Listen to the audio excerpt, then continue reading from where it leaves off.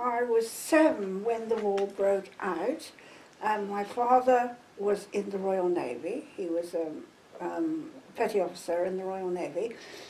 He'd been away on commission for 6 months before the war broke out and expected home, but he never came home. He stayed at sea. So my mother was left in Portsmouth with 3 young children. I was 7, my sister was 5, and my other sister was about a year old. It's a bit traumatic. It was all very quiet to start with, and then the Blitz did start, and it was all very exciting for us, because we had an Anderson shelter in the garden, and of course when the Blitz started at night we all used to disappear into the Anderson shelter. And truth be told, if we didn't go into the Anderson shelter at night, I always felt slightly disappointed, because it was quite an exciting thing. However, we children adjusted very well. We were being blitzed, and I had a scooter, and my friends had a scooter. We were given little tin helmets, and a whistle, and a bell. So when the sirens went, we put on our little tin helmets. It was all fun and toys. And we used to get on our scooter, scoot up the road, blowing the whistle, and then dive into the Anderson shelter.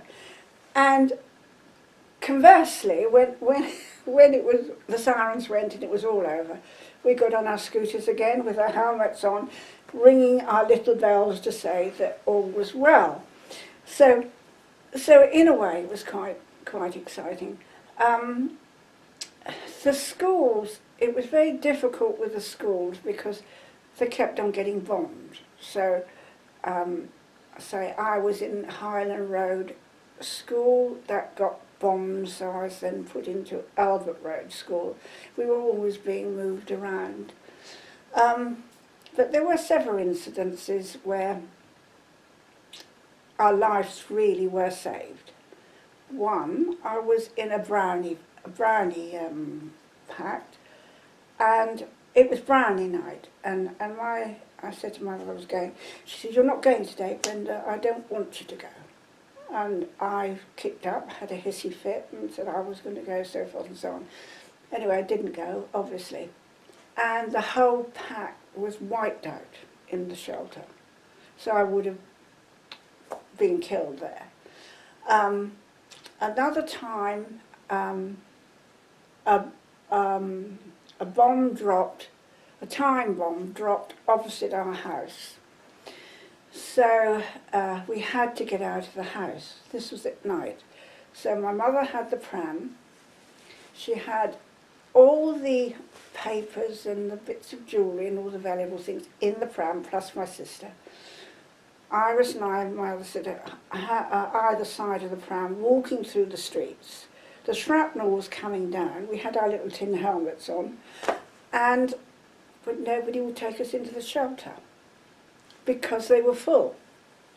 So we eventually came to a school, and they let us in.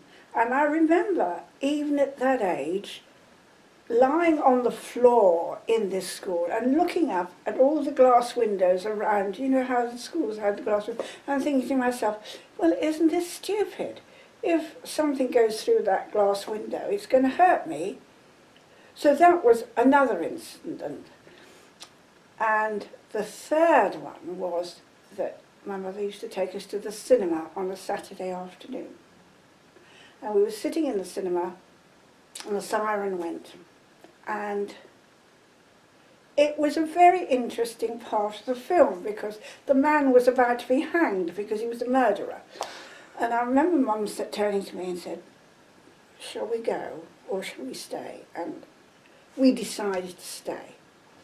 Well, the bomb came down, and it was the gunfire and everything, and the cinema blacked out. But somebody started singing up in the gallery, "It's a Long Way to Tipperary," and all the usual songs, and we were singing away and quite happy. Great big bang.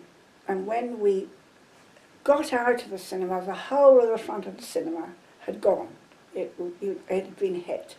And a lot of the people in the air raid shelter around the corner where we would have gone were injured. So those were the three incidences that could have changed, well, ended our lives really.